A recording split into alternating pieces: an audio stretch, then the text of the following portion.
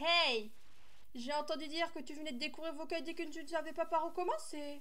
Ou alors que tu connais uniquement Hatsune Miku. Sache qu'en Big 2025, c'est limite illégal.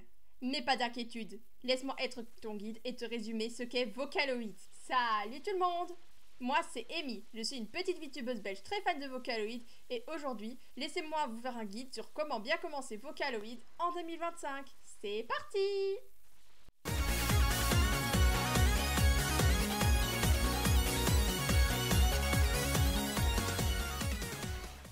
On entend plein de choses à propos de ce qu'est Vocaloid et d'où vient Hatsune Miku. Certains disent que Vocaloid c'est des IA, ou alors que c'est un manga, un animé.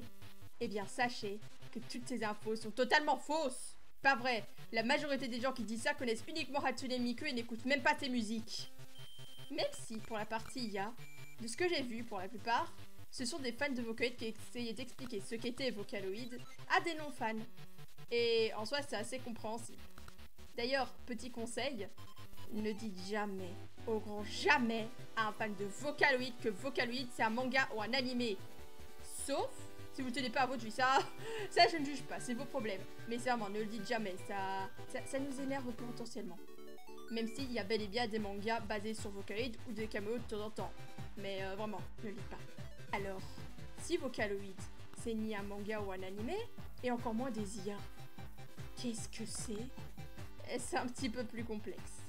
En fait, Vocaloid est un logiciel utilisé pour produire de la musique, plus précisément pour faire chanter des voix préenregistrées pour celui-ci. Ce genre de logiciel se nomme logiciel de synthèse vocaux. Et dans Vocaloid, les voix peuvent parler 5 langues.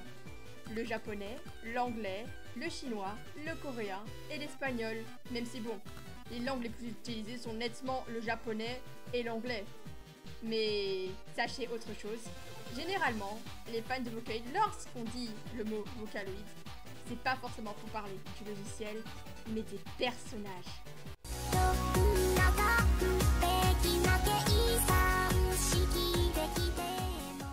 Si vous connaissez vaguement Vocaloid ou un peu Hatsune Miku, vous êtes peut-être au courant que ça a été créé au Japon.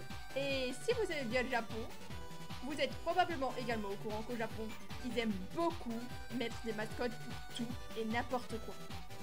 Eh bien, sachez que c'est un petit peu le cas avec Vocaloid. Chaque voix différente a sa propre mascotte. On peut déjà mentionner Hatsune Miku, parmi les plus populaires. Mais il y a également, par exemple, Kagamine Rinelen, Megurine Luka, Meiko, Keito, Gumi, V-Flower ou encore Gakupo. D'ailleurs, Laike, ça fait remarquer que j'avais un pins Keito qui est très très mal fait. Ceux-ci sont que les plus populaires. Et j'aurais bien aimé vous en citer encore plus, mais déjà, je les connais pas tous. J'en connais plusieurs, mais pas tous. Enfin, il y en a 108 quoi.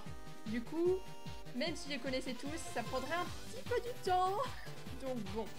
Mais sachez qu'il n'y a pas que Vocaloid qui a décidé déjà d'être un logiciel de synthèse vocale, mais également d'ajouter des mascottes à leur voix. Il y en a bien d'autres que vous connaissez probablement.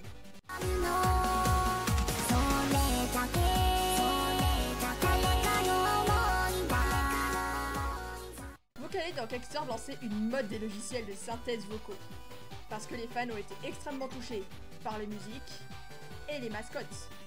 Ce qui fait que par la suite, beaucoup d'autres logiciels sont sortis. Et heureusement, parce que si vous ne le saurez pas, Vocaloid c'est pas gratuit, c'est même assez cher.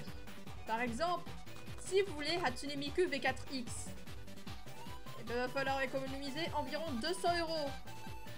Voilà, c'est pas donné. Il y a plus cher dans la vie, mais c'est pas donné. Et du coup, quelles sont ces alternatives? Car oui, il y en a des gratuites et des payantes, mais mieux fournies, pour dire ça comme ça. Eh bien, laissez-moi vous en présenter quelques-unes, même si vous les connaissez sûrement sans même le savoir. Déjà, on peut mentionner Synthve. Si, Synthve, vous voyez le logiciel qui a accueilli la nouvelle version de Kasane Teto, celle qui a chanté Mesmerizer avec Hatsune Miku, et d'autres musiques que j'ai pas retenu le titre parce que je les aime pas. Oui, cette Kasane Teto provient de Synthve pour ceux qui ne le savaient pas. Mais on peut encore mentionner Utau. C'est le logiciel qui a accueilli la première version de Kasane Teto. Et c'est ce logiciel qui a été utilisé pour faire cette musique-là. et pour les plus anciens, on peut mentionner Fukeleta aka Okamekuno, ou encore Kasane Teritori, qui n'est même pas une musique originale, c'est juste une reprise, mais j'en parlerai une fois. On peut également mentionner Seivio, qui est le logiciel qui a accueilli Kafu, la personne qui a chanté Phonie, ou encore Sekachan machin chose. Et du coup, on parle de logiciel de synthèse vocaux depuis tout à l'heure, et j'avais mentionné la musique, mais je parle pas de musique.